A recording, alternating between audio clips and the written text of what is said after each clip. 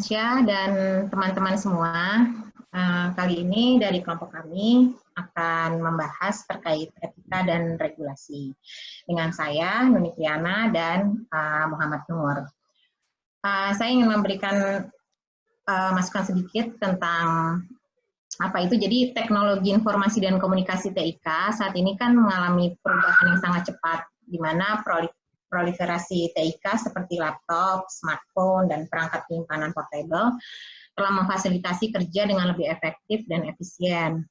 Sedangkan perangkat lunak baru memungkinkan pengumpulan data yang lebih cepat dan efektif. Terus juga ya sosial media seperti Facebook, WhatsApp, Twitter, itu juga memungkinkan kita tuh terhubung dengan orang lain gitu. Nah, perkembangan ini perkembangan yang sudah canggih dan rumit ini di satu sisi akan memang membantu kita untuk bekerja di lapangan dan pada nantinya di masa depan. Tetapi ternyata ICT juga menimbulkan tantangan dan etika baru gitu. Seperti contohnya data digital yang dapat diakses dari mana saja dan dapat menyebar dengan cepat ke sejumlah besar individu. Nah, kemunculan teknologi-teknologi baru di bidang TK ini menuntut adanya regulasi baru yang mampu melindungi dan menjaga seluruh stakeholder-nya dari hal-hal yang tidak diharapkan sesuai dengan nilai-nilai etika yang berlaku di masyarakat. Nah, terkait dengan hal tersebut, maka kami akan memaparkan terkait dengan slide selanjutnya, Mas Nur, maaf.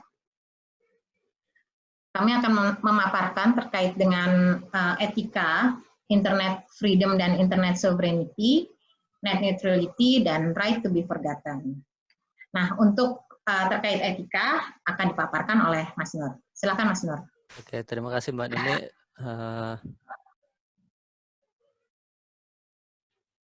Jadi kita di era internet ini kan ibaratnya semua hal bisa bebas kita lakukan gitu kan ya. Semuanya sudah tersedia, semuanya saling terhubung gitu kan, dengan mudah data dan informasi bisa kita dapat kayak gitu kan.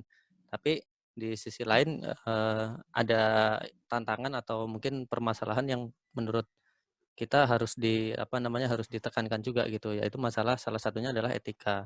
Selain nanti regulasinya seperti apa kayak gitu. Nah, untuk masalah etika itu di Van Balen 2018 dia menjelaskan kalau di era internet itu sebenarnya kebebasan itu justru menurun gitu, karena ada pembatasan oleh pemerintah dan meningkatnya surveillance atau pengawasan pada konten-konten digital di media sosial dan aplikasi komunikasi, misalnya WhatsApp dan segala macamnya kayak gitu.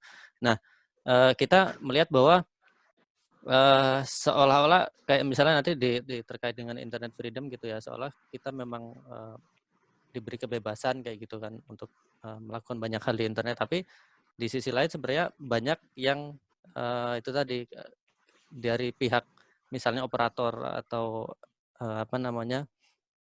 dari pihak operator atau pemerintah gitu, dia melakukan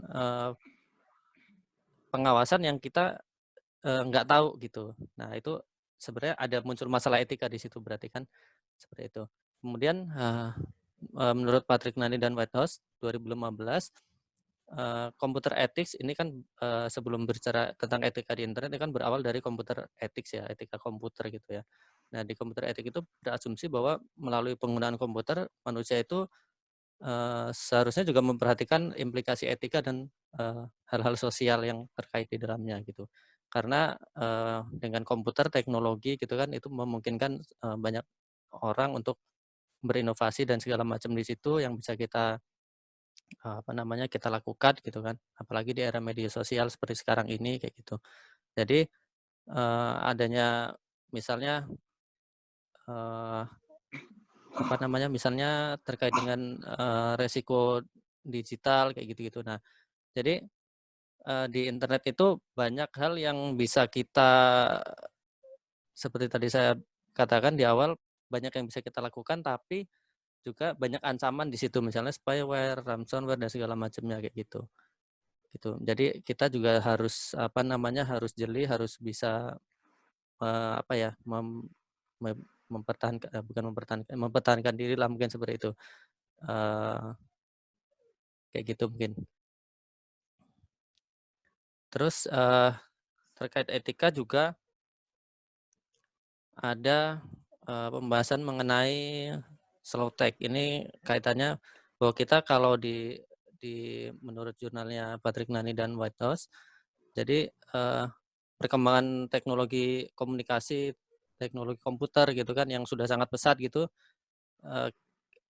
selama ini mungkin belum apa ya, kayak sedikit mengabaikan apa namanya, misalnya keterlibatan manusia, kemudian pengembangan software, pengembangan hardware ya, mohon maaf, pengembangan hardware dan produksi hardware-nya itu juga malah merusak lingkungan seperti itu. Nah, makanya dicetuskan konsep slow tech ini. Jadi slow tech ini adalah pandangan jangka panjang yang menempatkan manusia sebagai center human centric gitu ya. Jadi konsepnya seperti itu. Nah, 3 konsep utama di slow tech ini yaitu yang pertama good ICT, itu terkait dengan konsep human being, artinya dalam mengembangkan teknologi komputer dan apa namanya IT itu kita harus melihat kebutuhan manusia seperti apa, kemudian harus apa namanya melibatkan manusianya. Jadi jangan sampai kemudian misalnya robot gitu terus mengabaikan nanti peran manusia di setelah robot itu tercipta seperti itu. Kemudian yang kedua itu clean ICT, itu kaitannya dengan planetnya atau dengan lingkungan gitu ya, dengan bumi. Jadi bagaimana nanti misalnya produksi hardware itu tidak mencemari lingkungan kayak gitu. Dan yang ketiga fair ICT, itu terkait dengan value chain-nya. Jadi bagaimana ketika ICT itu dikembangkan, diproduksi itu tidak apa namanya, memperhatikan keadilan. Jadi keadilan dalam industrinya. Jadi harus memperhatikan juga kesejahteraan dan misalnya kesehatan manusia kayak gitu. Jadi jangan sampai misalnya ada perbudakan kayak gitu. Jadi sosial dan economic cost-nya harus diperhatikan dalam hal pembuatan hardware dan software-nya. Seperti itu. Terus nanti kaitannya juga misalnya dengan apa namanya, profesi yang terlibat gitu. Dari mulai misalnya dari penggunanya, universitas, profesi, provider, pembuat kebijakan, pemerhati lingkungan, itu semuanya harus dilibatkan gitu. Jangan hanya melibatkan pembuat produksi produsen hardware atau programmer yang bikin softwarenya aja gitu. Terus penyedia energi juga harus dilibatkan kayak gitu ya. Jadi nanti di konsep slow tech ini keberlangsungan IT itu juga harus memperhatikan banyak hal gitu, termasuk energinya seperti apa kayak gitu. Terus yang selanjutnya terkait dengan privacy, ini mungkin sudah banyak juga dibahas gitu ya. Kita di internet, di era media sosial gitu banyak, tadi di awal juga disebutkan pelanggaran privasi gitu, bahwa mungkin secara tidak langsung kita nggak merasakan gitu ya, kita nggak merasakan kalau data kita misalnya itu ternyata diawasi atau diambil datanya, misalnya gini, geolocation atau apa namanya, geotagging ya, fitur location atau geotagging itu ternyata dimanfaatin juga oleh apa namanya, misalnya pengiklan atau misalnya oleh si pihak misalnya Google dan segala macamnya, atau misalnya kalau kita pakai Gojek gitu terus kita dapat apa namanya, suggestion gitu ya, apa saran restoran mana segala macam kayak gitu. Nah itu sebenarnya kan ada pemanfaatan data kita gitu ya. Nah mungkin ada aspek pelanggaran privasi di situ. Tidak hanya terkait dengan apa namanya, untuk hal-hal yang kejahatan, tapi juga yang misalnya iklan segala macam itu sebenarnya kalau dilihat dari sudut pandang yang berbeda, mungkin itu ada kaitannya dengan pelanggaran privasi kita gitu kan. Tapi di satu sisi kita sendiri sebenarnya sukarela gitu menyerahkan data kita. Ketika kita misalnya memilih atau mengklik fitur pas kita install aplikasi atau game misalnya seperti itu, kita persetujuan. persetujuan itu ya Nah itu kan berarti kita sebenarnya sudah sukarela menyerahkan data kita.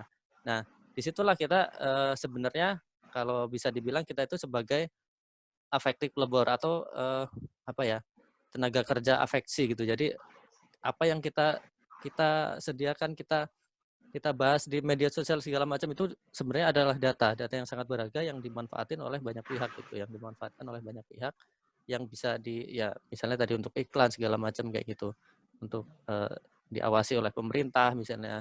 Kalau kita terlalu rame di media sosial misalnya kayak gitu kan diawasi oleh pemerintah gitu kan, seperti itu. Nah, isu pelanggaran privasi di internet itu juga kalau menurut KAIS dan Yamnichi tahun 2015 tuh sebenarnya hal-hal yang merupakan masalah yang serius gitu.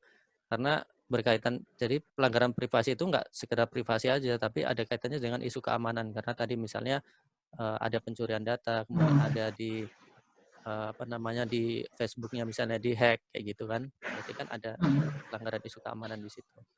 Terus menurut Finemore 2018 di era digital itu manusia selalu aja jadi objek komodifikasi. Nah, ini banyak sekali jurnal yang membahas terkait dengan komodifikasi gitu ya.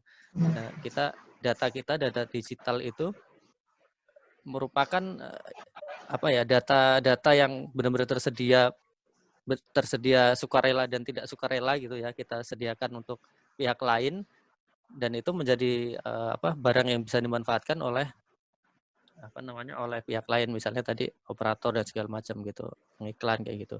Nah, disitulah kita menjadi sebuah ibaratnya digital commodity gitu. Data kita itu digital commodity, jadi komoditas digital yang bisa ya diperjualbelikan gitu. Ada jurnal dari ini kemarin di bahan yang sebelumnya bahwa ada kayak data broker gitu ibaratnya di Amerika di mana itu dia data broker. Jadi berarti kan data kita itu diperjualbelikan kayak gitu ya. Kita lanjut ke konsep ketiga terkait dengan internet freedom. Nah, tadi kan kita sudah bahas kaitannya dengan banyak hal yang kalau di internet itu kita bisa benar-benar kayak seolah-olah bebas ngapain aja gitu ya. Di media sosial, di internet itu kan saling terkait. Nah, ada beberapa hal mungkin yang perlu diperhatikan gitu ya di era internet freedom itu, di konsep tentang internet freedom itu. Yang pertama, bagaimana kebebasan yang ditawarkan gitu, itu menjadi sebuah hal yang yang mungkin bisa dimanfaatkan oleh banyak orang atau kita sendiri bisa memanfaatkannya. Yang pertama, kalau internet freedom ini konsepnya itu kalau internet freedom itu adalah yang dibawa oleh Amerika dan Eropa gitu ya. Nah, internet freedom ini dia fokusnya ke individu. Jadi gimana individu itu bisa memiliki akses yang sama gitu ya terkait dengan data segala macam. Kemudian hak-hak kita untuk berinternet itu sama untuk semua orang kayak gitu. Jadi fokusnya adalah ke individu. Terus tadi right center, jadi kita hak kita untuk menggunakan internet, menggunakan data, memperoleh informasi itu sama kayak gitu. Tapi di sini konsepnya internet freedom itu didorong oleh mekanisme pasar kayak gitu. Seperti biasa ya. Jadi kalau di Amerika itu kan biasanya konsepnya seperti itu ya. Nah, yang kedua lagi, yang selanjutnya itu terkait dengan digital divide atau kesenjangan digital. Jadi akses data dan informasi itu kan di semua daerah nggak sama ya. Misalnya di Indonesia aja lah gitu kan. Kita ngelihat antara daerah yang mohon maaf agak di pedalaman dengan yang di kota itu kan pasti beda terkait dengan misalnya kecepatan internetnya, kemudian misalnya infrastruktur yang tersedia kayak gitu kan. Itu kan beda. Nah, itu yang coba istilahnya dikurangi atau dihilangkan oleh konsep internet freedom ini. Jadi adanya akses yang benar-benar sama gitu untuk semua kalangan, kurang lebih seperti itu ya. Nah, ini nanti juga agak berkaitan dengan internet sovereignty atau kedaulatan di internet. Konsep yang mungkin sebenarnya hampir sama tapi digagas oleh pihak Cina dan Rusia. Nah, ini menarik ini sebenarnya karena Amerika membuat konsep internet freedom, kemudian Cina dan Rusia mungkin hampir sama konsepnya tapi sedikit mungkin lebih diperluas, ada benar-benar istilahnya kendali negara. Jadi kalau di internet sovereignty atau kedaulatan internet nanti kita bahas itu ada kedaulatan negara yang istilahnya bermain di situ. Nah, yang ketiga tadi kesenjangan digital, yang ketiga legal surveillance atau pengawasan tapi yang legal ya, contohnya oleh pemerintah gitu. Kita secara nggak sadar ternyata misalnya media sosial kita itu diawasi juga gitu oleh pemerintah, oleh pihak lain, misalnya oleh pemerintah atau eh, misalnya pembuat aplikasinya gitu kan, operator gitu. Eh, Kenapa bisa dibilang legal? Karena kita pada saat menandatangani atau klik persetujuan itu kan sebenarnya kita sudah ya term and condition itu kita sukarela gitu kan. Makanya Menyetujui legal, gitu ya. kita menyetujui bahwa yang syarat-syarat yang misalnya akses ke kontak, ke foto dan segala macam ke galeri itu kita ACC di situ. Berarti kan legal gitu. Ketika pihak lain mengambil data kita, mereka tidak bisa sepenuhnya disalahkan karena kan kita sudah setuju gitu kan. Kayak gitu. Nah, kemudian yang keempat itu membahas terkait dengan persaingan dari provider broadband-nya karena ini terkait dengan tarif ya, tarif data, di mana nanti para provider itu seharusnya memberikan tarif yang sama untuk konten atau data yang sama, tapi kenyataannya kan tidak gitu. Jadi setiap internet provider itu kan tarifnya beda-beda. Misalnya per kilobyte-nya aja lah kalau di Indonesia misalnya antara T, merek T dan merek I itu kan mungkin beda gitu ya tarifnya. Eh, Paket data yang dijual kan harganya berbeda. Mungkin contohnya seperti itu, mungkin secara sederhananya seperti itu. Kita lanjut ke selanjutnya, ini terkait dengan kedaulatan internet.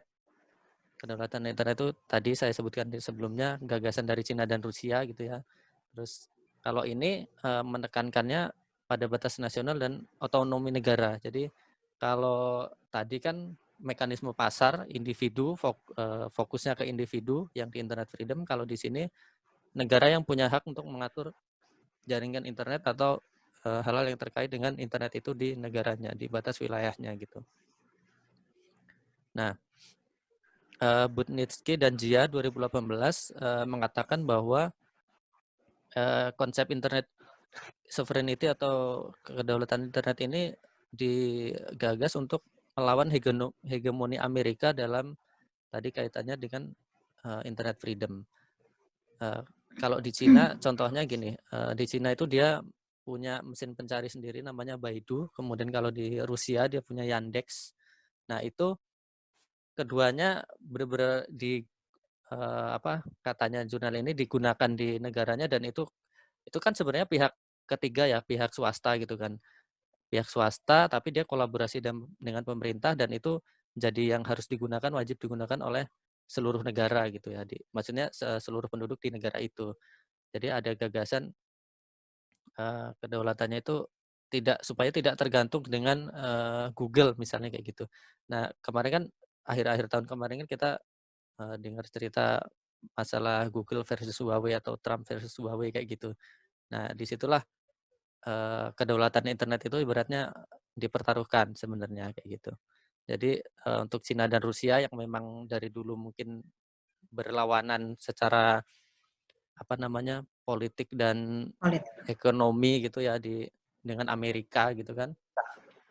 Nah, dia menggagas sedikit yang berbeda terkait dengan penggunaan internetnya, yaitu kedaulatan internet kayak gitu. Kemudian 3 isu utama di kedaulatan internet itu adalah governance atau tata kelola di internetnya seperti apa, kemudian national defense atau pertahanan negara, karena kan tadi kedaulatan ya kaitannya, kemudian internet influence atau bagaimana pengaruh dari internet itu bisa dikendalikan oleh negara kayak gitu ya. Jadi supaya misalnya isu yang berkembang di media sosial, di internet gitu tidak sampai kemudian mengancam ekonomi negara, mengancam budayanya gitu, mengancam keamanan negara seperti itu. Jadi di konsep ini yang saya baca itu yang kami baca, kalau kedaulatan internet itu juga sebenarnya ada kaitannya dengan dia mempromosikan budaya gitu di Cina itu misalnya. Jadi penggunaan Baidu itu tadi juga ternyata ada hubungannya dengan promosi budaya di negara Cina itu sendiri kayak gitu. Jadi tidak hanya sekedar untuk supaya mudah diatur, tapi ada konsep mempromosikan ekonomi, kemudian budaya, sosial politiknya gitu ke dunia luar gitu. Nah, kalau yang di Rusia yang Yandex itu dia memicu atau memancing supaya masyarakat itu bisa berinovasi gitu. Kayak gitu. Jadi memudahkan masyarakat untuk berinovasi itu karena kata jurnalnya dari kalau nggak salah dari McCune dan Ahmed di 2018 gitu. Oke, kita lanjut ke sejarah dari perjuangan internet sovereignty atau kedaulatan internet itu dimulai di 1998. Rusia membuat proposal di sidang umum PBB gitu ya. Di sidang umum PBB dia proposal yang kaitannya dengan mengajukan development in the field of information and telecommunication in the context of international security. Jadi bagaimana menjaga kedaulatan negara termasuk dengan dengan internet itu, tapi supaya tidak saling melanggar batas kayak gitu ya. Karena internet itu kan benar-benar ibaratnya kayak dunia yang tanpa batas gitu kan melalui internet. Tapi di konsep ini, di kedaulatan internet ini, bagaimana internet itu juga bisa dikendalikan supaya tidak saling melanggar kewenangan atau batas-batas antar negara kayak gitu ya. Kemudian di 2010, ini agak lama waktunya, di 2010 itu Cina kolaborasi dengan Rusia, dia memasukkan isu itu ke forum internasional lainnya. Ada misalnya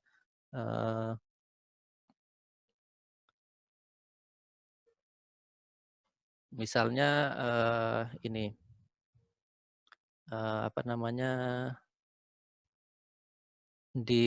selain tadi di sidang umum PBB juga dia memasukkan ini ke Kongres Internasional Informasi dan Teknologi, Net Mundial kayak gitu, Internet Governance Forum kayak gitu. Nah, itu World Summit in Internet Society gitu. Jadi memasukkan isu-isu ini ke dunia ke forum internasional untuk mendapat dukungan dari negara lain gitu ya. Nah, ternyata di 2011 mulai tuh muncul dukungannya gitu dari Tajikistan dan Uzbekistan, mungkin karena mirip haluan negaranya mungkin kayak gitu ya. Jadi kemudian mengusulkan juga di situ 4 negara ini International Code of Conduct for Information Security. Nah, ini juga dibawa ke PBB lagi nih di 2011. Kemudian di 2012 Cina, Rusia, yang menarik ini negara-negara Arab gitu sebagian juga ikut gitu menandatangani atau menyarankan amandemen regulasi itu ITU terkait dengan kedaulatan internet itu gitu. Kemudian yang terakhir itu di 2015 atas nama atas nama aliansi gitu ya, aliansi Shanghai Cooperation Organization, itu di dalamnya ada Cina, Rusia, kemudian negara-negara tadi Kazakhstan, Kyrgyzstan, Tajikistan, Uzbekistan gitu memasukkan konsep ini ke proposal ini ke sidang umum PBB lagi kayak gitu. Terus kemudian Cina dan Rusia itu kerjasama di ranah Cyber Alliance untuk bilateral agreement gitu. Gitu. Oke, kita lanjut ke sebelum kita lanjut ke ini ya, konsep selanjutnya nanti akan dijelaskan oleh Mbak Nuni. Kita mungkin saksikan dulu tayangan video YouTube singkat aja sebentar ya. Kita lihat.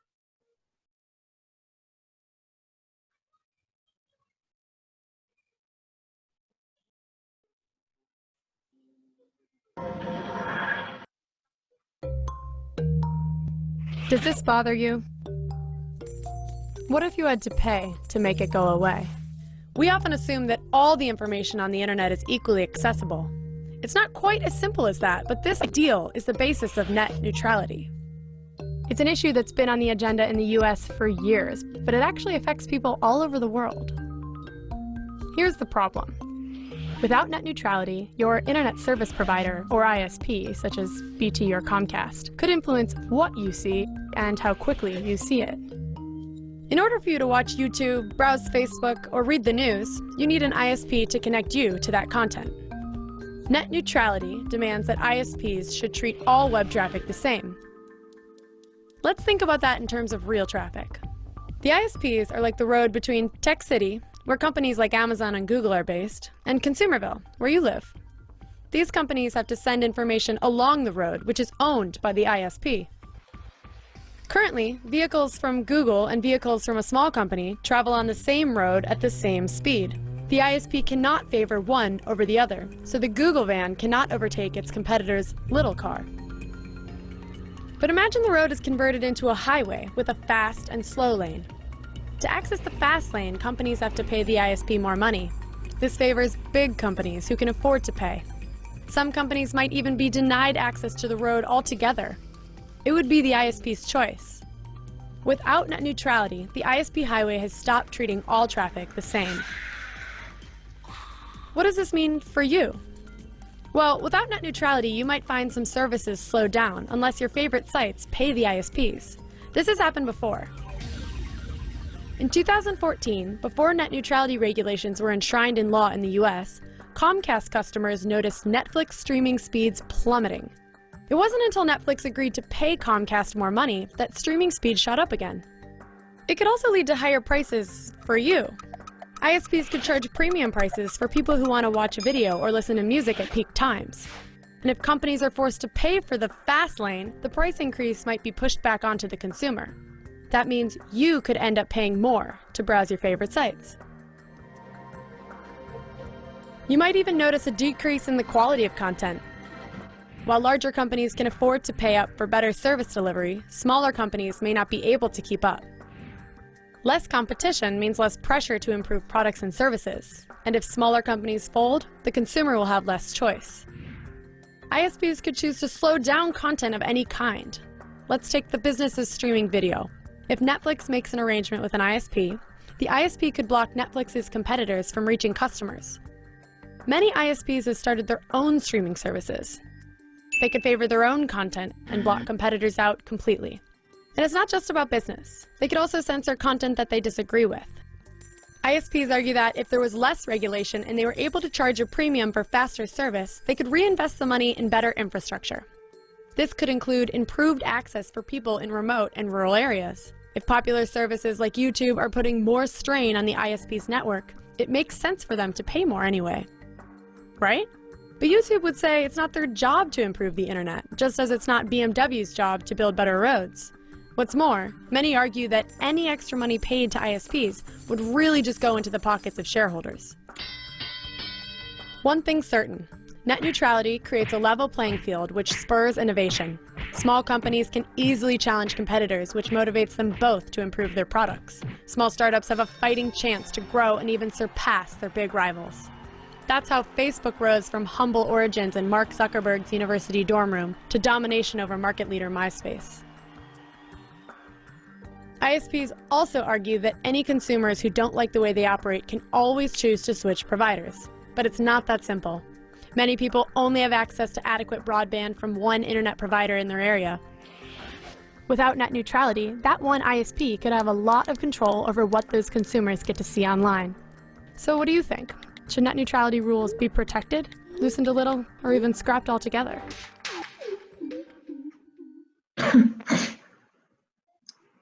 Oke. Nah, tadi kan teman-teman semua udah lihat ya videonya bagaimana net neutrality itu. Nah, ini saya mau jelasin sedikit sebenarnya yang dimaksud dengan net neutrality itu apa sih gitu ya. Nah, istilah net neutrality itu pertama itu diciptakan dari sebenarnya perpanjangan konsep common carrier yang dibawa oleh Tim Wu, seorang profesor di Universitas Columbia. Saat itu ia lagi menjelaskan tentang netralitas jaringan. Jadi menurut dia internet itu tuh sebenarnya nggak beda tuh sama jaringan telepon, sistem operasi, atau bahkan toko retail. Jadi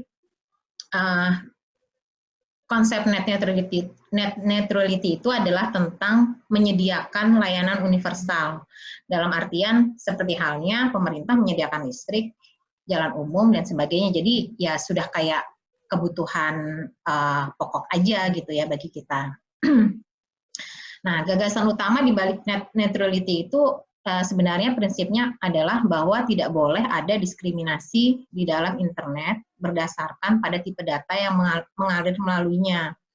Oleh karena itu, penyediaan layanan internet ISP dan pemerintah itu harus memperlakukan data secara sama, termasuk pembebanannya. Nah, kalau di Indonesia itu ISP itu pemain utamanya yang kita kenal kan seperti ada Telkom, lalu ada Indosat, IM2, atau Excelmindo. Nah, misalnya internet neutrality itu diterapkan di Indonesia, maka posisi mereka itu akan menjadi sama tuh. Nanti ya dari segi harga, pokoknya tidak ada diskriminasi dalam hal salah satunya adalah pemberlakuan harga. Nah, next Mas. Yang selanjutnya adalah saya mau menjelaskan tentang net neutrality di Amerika. Memang konsepnya ini kan memang terlahir di Amerika, cuman pada awalnya sebenarnya free and open internet itu udah lahir tuh di organisasi Eropa, khususnya untuk penelitian nuklir. Nah, barulah pada tahun 1995 di Amerika itu internet itu udah jadi kayak apa ya, bagian keseharian orang-orang lah. Jadi udah common, orang-orang tuh pada pakai internet gitu. Nah, pada tahun 96 baru nih mulai booming tuh perusahaan-perusahaan broadband di US. Namun saat itu memang masih jauh dari kata netral, dalam artian tujuannya memang fokus pada bisnis. Nah, baru pada tahun 2003 WU memperkenalkan adanya net neutrality. Dan pada tahun itu mulai tuh diperdebatkan perlu nggak sih sebenarnya net neutrality ini gitu. Tahun 2005 akhirnya udah mulai nih antara FCC, yaitu lembaga independen yang mengatur soal telekomunikasi di Amerika, itu membicarakan soal ini. Jadi sudah dibawa ke ranah hukum gitu, dalam artian perlu nggak sih ini kita buat sebagai menjadi undang-undang. Lalu ada diperdebatkan antara mereka, kelompok LSM maupun perusahaan broadband, yang saat itu akan mengajukan net neutrality sebagai undang-undang. Nah, dari tahun 2005 hingga akhirnya pada tahun 2015 kemarin, pada saat pemerintahan Presiden Obama, net neutrality ini disahkan dan di kelas perusahaan telekomunikasi di sana akhirnya diklasifikasikan sebagai common carrier. Tapi pada tahun 2017, tepatnya bulan Desember, FCC akhirnya mencabut tuh aturan net neutrality. Alasannya, katanya aturan net neutrality itu memang sejak awal tidak dibutuhkan oleh para pengguna di Amerika. Nah, dari perdebatan semua ini nampaknya ke depan kita akan melihat terus akan bergulir ya, mengingat ini kan ada kekuatan kapitalis dan masyarakat yang ingin antara tarik-tarikan aja nih antara negara atau sama para ISP itu. Nah, seperti yang kita lihat di India nih contohnya ya, di dunia net neutrality juga terjadi menjadi isu yang hangat dan mengundang perdebatan. Contohnya misalkan yang kita baca di jurnal Mukherjee itu di India gitu. Terjadi pemblokiran layanan free basic atau layanan yang dipakai untuk mengakses internet gratis yang diusung oleh Facebook oleh Otoritas Telekomunikasi India pada tahun 2016. Nah, pemblokiran ini adalah bentuk dukungan pemerintah terhadap net neutrality. Sebelumnya Facebook memang gencar mempromosikan akses ketersediaan internet ke berbagai negara melalui inisiatifnya yaitu internet.org ya. Layanan ini memberikan akses internet gratis ke sejumlah situs internet, antara lain situs berita lokal, ramalan cuaca, Wikipedia, dan beberapa situs kesehatan lainnya. Dan melalui kemitraan dengan operator lokal, semuanya itu bisa diakses gratis. Nah, karena menurut si CEO Facebook, Mark Zuckerberg, konektivitas baginya adalah hak asasi bagi manusia gitu. Namun kenapa sih ini kan sebenarnya kan dikasih internet gratis, kok malah ditolak gitu sama pemerintah India? Karena bagi para pendukung net neutrality di India, layanan gratis tersebut seharusnya pemberi jasa layanan internet itu tidak memberikan itu gitu. Karena kan Facebook ini kan berarti dia bisa mengatur siapa aja yang masuk, dalam artian yang tadi di video udah kita lihat kan ada jalan-jalan tuh, dia bisa ngatur tuh apakah si A, si B, si C. Nah, ini adalah konsep yang melanggar dari net neutrality. Nah, kalau kasusnya di India gimana sih perdebatannya gitu. Nah, ISP Telkom dari tahun 2016 itu udah memblokir Netflix karena dianggap tidak mampu memenuhi aturan di Indonesia. Salah satunya adalah terkait konten pornografi yang dipermasalahkan.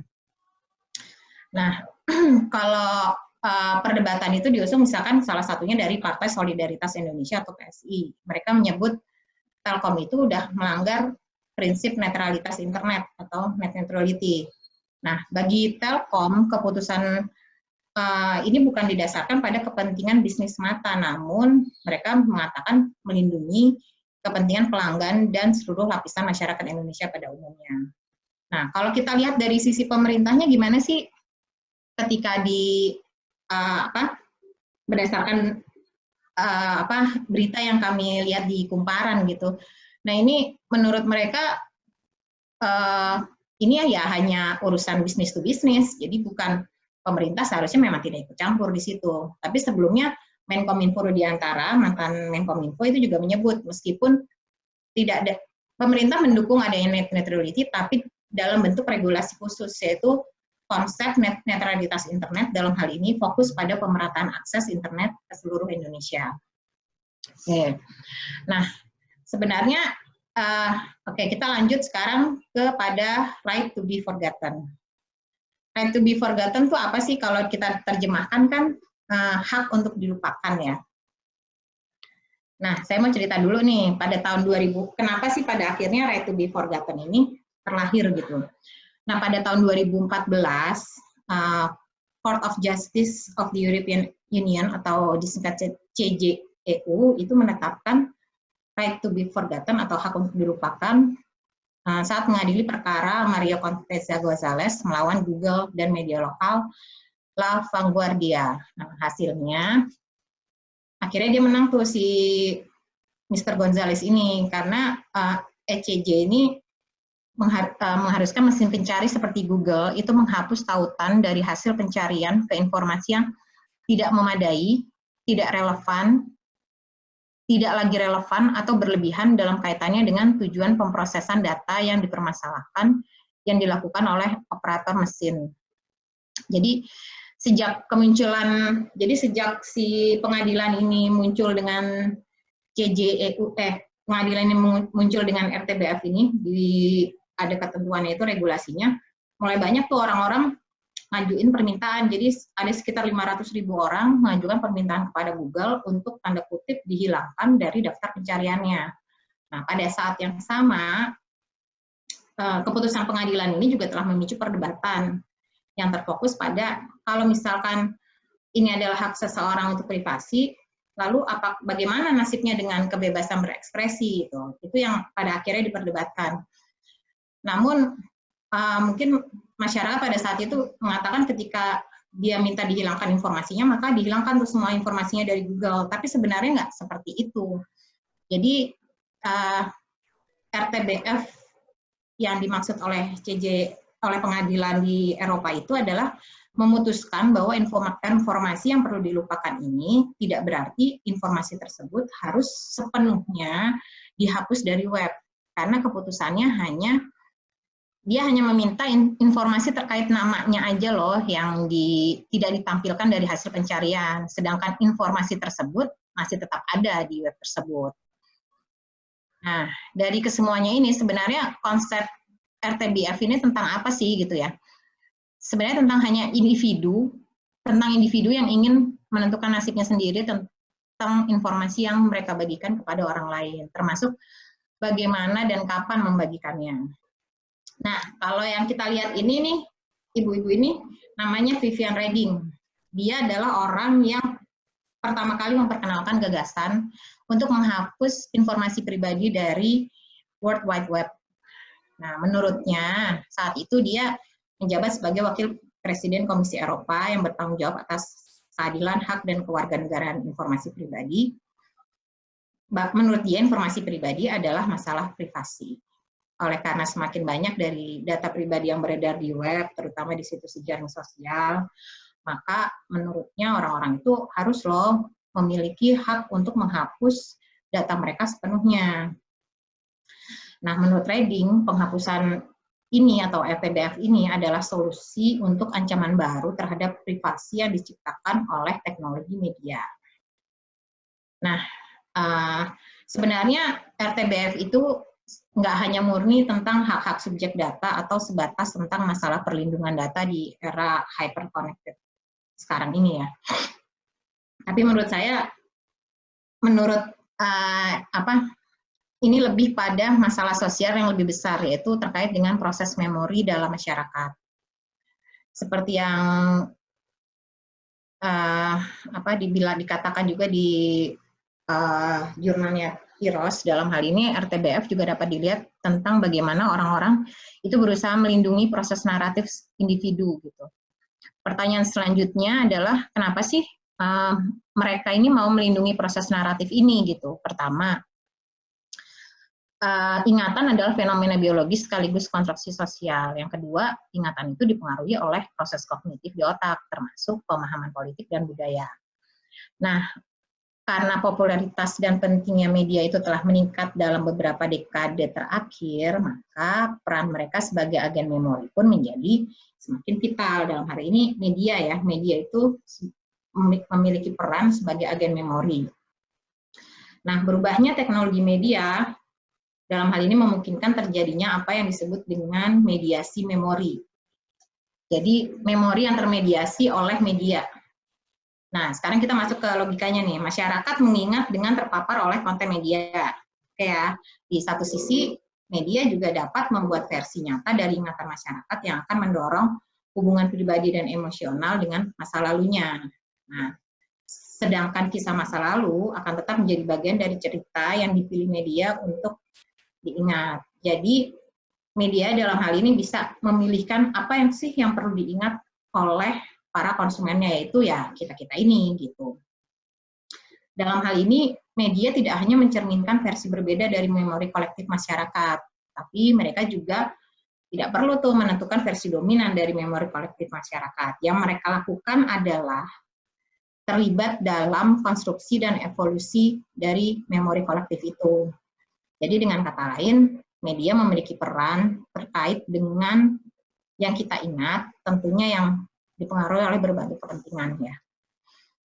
Nah, terkait dengan undang-undang tadi, jadi undang-undang dan kebijakan komunikasi terkait dengan undang-undang dan kebijakan komunikasi yang mengatur fungsi sosial dari teknologi media ini diharapkan memiliki efek yang menentukan pada kemampuan untuk menciptakan, melestarikan, mengambil atau merayakan memori di masyarakat. Yang menjadi pertanyaan, kenapa sih media itu mampu mempengaruhi proses memori gitu? Ya, karena media itu memiliki beberapa karakteristik. Yang pertama, interaktivitas, yaitu media memungkinkan penggunanya untuk secara aktif merancang dan mengubah lingkungan media mereka secara individu atau kolaboratif dengan pengguna akhir yang jauh gitu. Yang kedua adalah mobilitas. Saat ini penggunaan media itu telah melampaui batas ruang melalui perangkat yang mudah berpindah-pindah. Yang ketiga yaitu multimedia. Dalam arti pengguna memiliki potensi untuk menggunakan kata-kata tertulis, suara, gambar statis dan bergerak atau semuanya setiap saat. Yang keempat tidak terbatas karena mereka berpotensi untuk mengakses dan mengirimkan informasi dalam jumlah yang tidak terbatas melalui saluran komunikasi. Dengan kata lain, media-media baru yang saat ini muncul, itu menciptakan masyarakat yang udah nggak perlu nih melupakan apapun. Jadi, dengan media-media ini mereka tuh udah mengingat dan mungkin kita bisa diingatkan oleh para media-media ini. Karena bagi para media ini, melupakan itu adalah sebuah pengecualian. Seperti yang dikutip oleh Myers-Bromberg. Oke. Lalu hal yang sering diperdebatkan terkait RTBF adalah apakah hak untuk dilupakan dan kebebasan berbicara adalah hal yang bertentangan. Lalu jika RTBF ini berkembang, apakah lantas kebebasan berbicara juga akan menyusut? Nah, jawabannya kalau menurut Bernal, sebenarnya sih privasi itu bukanlah musuh dari kebebasan berbicara, melainkan mereka adalah teman dekat atau sekutu dekat gitu. Karena apa? Menurut Rodney Smolla, privasi itu seringkali malah menjadi tanda kutip obat untuk kebebasan berekspresi. Karena kehidupan tanpa keintiman atau kontemplasi yang tenang adalah kehidupan yang cenderung sulit menghasilkan ekspresi kreatif atau wawasan. Sehingga ekspresi di sini dapat berperan untuk memelihara ekspresivitas kita semua gitu, dengan memberi mereka sesuatu yang untuk dikatakan. Jadi gampangnya ya, untuk kreativitas manusia itu memang kita butuh privasi ya. Kreativitas yang baik dan benar itu kan butuh kontemplasi. Jadi ketika dilihat bertentangan dengan nilai-nilai kebebasan berbicara dalam masyarakat, terutama masyarakat yang demokratis, maka privasi di sini tuh justru malah mendorong, bukan menghambat seseorang untuk berbicara. Jadi privasi memungkinkan seseorang itu malah mengekspresikan diri mereka sendiri secara individu atau kolektif, tanpa mereka harus khawatir tentang konsekuensi ekspresivitas mereka. Jadi sesuatu yang mereka nanti ekspresikan atau mereka tulis di media itu jadi lebih bertanggung jawab dengan adanya privasi ini gitu. Lalu bagaimana sih pelaksanaan RTBF di Indonesia? Nah, kita memang sudah punya Undang-Undang ITE tahun 11 tahun 2008 tentang ITE tadi ya. Nah, tapi tahun 2016 ini akhirnya direvisi nih dengan memasukkan konsep baru tentang hak untuk dilupakan. Khususnya dalam pasal 26 ayat 3 Undang-Undang ITE disebutkan bahwa setiap penyelenggara sistem elektronik itu wajib menghapus informasi elektronik dan atau dokumen elektronik yang sudah tidak relevan yang berada di bawah kendalinya atas permintaan orang yang bersangkutan berdasarkan penetapan dari pengadilan. Nah, dari undang-undang ini lahir pada tahun 2016, kan biasanya kalau undang-undang lahir untuk dapat diterapkan maka harus ada aturan pendukungnya. Nah, peraturan pemerintah ini sudah lahir juga nomor 71 tahun 2019, itu khususnya tentang penyelenggaraan sistem dan transaksi elektronik atau disingkat PSTE, yang merupakan pengaturan lebih lanjut tentang beberapa ketentuan dalam Undang-Undang nomor 11 tahun 2008 yang kemudian diganti dengan atau direvisi dengan Undang-Undang nomor 19 tahun 2016 tentang ITE. Disahkannya baru kemarin bulan Oktober 2019. Namun sayangnya terkait pasal RTBF ini masih membutuhkan pengaturan yang lebih lanjut. Jadi sebenarnya mungkin belum terlalu diatur dalam ketentuan ini. Oke, nah dari semua yang telah tadi kita jabarkan ya teman-teman dan Mas Irwansyah. Nah ini kita lihat lagi, coba kita mundur ke belakang. Maksudnya menurut kira-kira apa sih yang dibilang McLuhan gitu? Maksudnya bagaimana kita melihat ini dari kacamata komunikasi, terus teknologinya, terus industrinya bagaimana, society sama masa depannya bagaimana gitu dari perspektif tersebut. Nah, kalau menurut Mas Nur, dari segi komunikasinya gimana nih Mas Nur? Kalau dari sisi komunikasi mungkin gini ya, dengan adanya etika dan regulasi yang tepat gitu ya dalam memanfaatkan internet dan teknologi, maka itu juga bisa menjadi alat untuk memudahkan komunikasi kita gitu. Misalnya contohnya dalam konteks menghindari kesalahpahaman atau menghindari misalnya tadi pencurian data dan segala macamnya kayak gitu. Jadi dengan adanya regulasi yang sesuai gitu ya, yang bisa menjangkau semua pihak terutama, itu jadi bisa istilahnya memudahkan komunikasi kita, terutama dalam konteks tadi menghindari kesalahpahaman kayak gitu. Terus kalau dari teknologinya gimana Mbak Nuni? Nah, kalau saya sih, kalau kita ya, kami melihat sih ya teknologi perkembangan ICT itu memang kan sekarang kan bergerak nih cepat dan pesat sekali gitu. Nah, ini menuntut pula keterlibatan atau peran manusia sebagai pusatnya. Jadi kita nggak boleh lupa kita nggak boleh hanya mikirin teknologi, tapi peran manusianya nih di mana nih gitu. Nah, kedepannya teknologi ini juga harus melihat keterlibatan dari manusia atau yang disebut dengan teknologi human centris. Karena memang kita kembalikan lagi tujuan awal dari teknologi itu adalah apa sih ya? Untuk membantu manusia dalam menjalani kan kehidupan mereka gitu. Oleh karenanya etika dan regulasi itu mungkin bisa menjadi pendorong dan atau bisa juga sih menjadi penghambat perkembangan teknologi. Tapi kami mengharapkan sih dengan adanya semua regulasi-regulasi ini pada akhirnya nanti akan membawa kehidupan manusia menjadi lebih baik gitu. Untuk industrinya gimana nih Mas Nur? Kalau untuk industrinya mungkin gini ya, etika dan regulasi itu tadi sudah dibilang bisa jadi pendorong dan penghambat. Tapi kalau kita kaitkan dengan konsep yang sudah dibahas tadi, misalnya terkait dengan slow tech gitu ya, kita mengharapkan bahwa perkembangan industri dan teknologi komunikasi itu bisa memperhatikan 3 hal setidaknya. Good ICT atau human being, misalnya fokus pada peran dan manfaat bagi manusia kayak gitu. Kemudian yang konsep keduanya clean ICT, kaitannya dengan the planet-nya atau kita melindungi bumi gitu ya. Misalnya dalam pengembangan energi bersih dalam tahap misalnya produksi produksi chips, microchips gitu ya, tidak mencemari lingkungan seperti itu misalnya. Dan ketiganya dengan fair ICT, itu kaitannya dengan value chain-nya atau misalnya contohnya tidak ada perbudakan, jadi tidak ada yang dieksploitasi kayak gitu dalam proses rantai nilai dari teknologi itu sendiri, industri teknologi itu sendiri kayak gitu. Terus kalau dari perspektif society-nya gimana, Mbak? Kalau society sih ya, menurut pendapat kami nih, maksudnya etika dan regulasi itu pada akhirnya kan nanti diharapkan memang tercipta masyarakat yang lebih sejahtera dan dapat terus berinovasi gitu, karena mereka terlindungi gitu. Dan pada akhirnya juga bisa menciptakan teknologi-teknologi yang lebih ramah dan mudah untuk digunakan. Tapi dalam perspektif lain juga etika dan regulasi ini juga bisa ikut merubah pola komunikasi di masyarakat. Contohnya seperti pergerakan di internet ya, misalkan kayak yang di jurnal Mukherjee itu kan ada hashtag save di internet di India gitu. Save di internet. Nah, ini membuktikan bahwa gerakan sosial itu nggak hanya terjadi di dunia nyata aja gitu, maksudnya di offline, tapi ternyata di online pun juga efektif loh. Kita sekarang bisa pakai online untuk sebagai saluran untuk memberikan aspirasi-aspirasi kita gitu, mengeluarkan aspirasi kita sebagai cara berdemokrasi, mengkritisi kebijakan.